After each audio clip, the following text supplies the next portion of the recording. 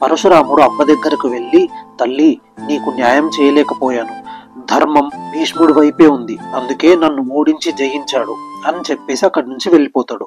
అంబ భీష్ముడి దగ్గరికి వచ్చి, నువ్వు నీ శక్తి సామర్థ్యాలను చూసి మిడిసిపోకు, నువ్వు ఏ సింహాసనం కోసమైతే నన్ను ఇలా చేశావో అదే సింహాసనం నీకు ముళ్ళ కిరీటం అవుతుంది, నీకు మీ నాన్న ఇచ్చిన ఇచ్ఛా మృత్యు వరమే నీకు శాపంగా మారి నీ మృత్యువు కోసం నువ్వు వెయిట్ చేస్తుండగా మృత్యుదేవతలా నీ ముందు ప్రత్యక్షం అవుతానని చెప్పి అక్కడి నుంచి వెళ్ళిపోతుంది.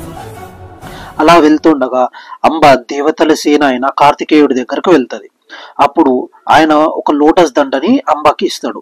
ఇది వేసుకొని భీష్ముడితో యుద్ధం చేస్తే ఎవరైనా సరే గెలుస్తారు అని చెప్పేసి పంపించేస్తాడు.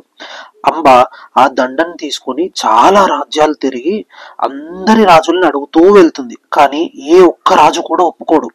లాస్ట్కి ఆ దండని అక్కడే విసిరేసి అంబ వెళ్ళి మహాశివుడికి ఘోరమైన తపస్సు చేస్తుంది. ఆల్మోస్ట్ 6 months చేస్తుంది. అప్పుడు శివుడు ప్రత్యక్షమై, అమ్మ నీకు ఏ వరం కావాలో కోరుకో అని అంటుంది. అప్పుడు అంబ, నాకు భీష్ముడిని చంపే అవకాశాన్ని, ఆ వరాన్ని నాకు ప్రసాదించండి తండ్రి అని అడుగుతుంది. అప్పుడు శివుడు, ఈ జన్మలో అయితే నువ్వు చంపలేవు, కానీ నెక్స్ట్ జన్మలో అయితే చంపొచ్చు అని చెప్పి శివుడు చెప్తాడు.